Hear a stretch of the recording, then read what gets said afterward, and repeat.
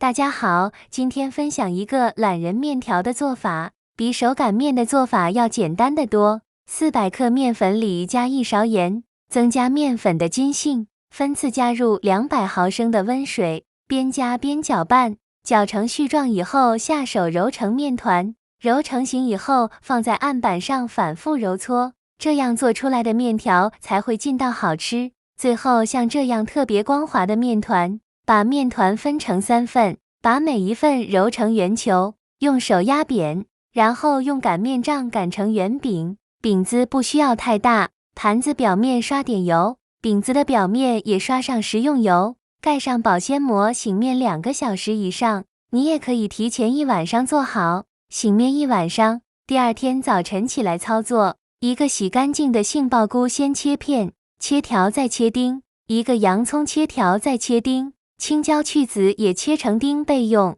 最后再来个西红柿，切成小块，锅里放油，油热后放入葱花、姜末炒香，下入西红柿块，这时候可以先放点盐，这样西红柿容易出汁。炒出之后下入杏鲍菇和洋葱，先翻炒1分钟，加入1勺黄豆酱炒出酱香味，1勺生抽，半勺老抽上色，1小勺白糖提鲜，加入半碗开水，盖上盖子小火炖3分钟。时间到了以后下入青椒，加入适量的水淀粉勾芡，等汤汁变得比较粘稠就行了。把这些酱料盛出来备用。醒好的面饼切成1厘米宽的条，取1根面条出来，抓住两头，一边拍打一边拉伸，反复对折2次，继续拉伸。醒好的面拉得很长也不会断，像这样就可以。开水加1勺盐，拉好的面条直接下锅，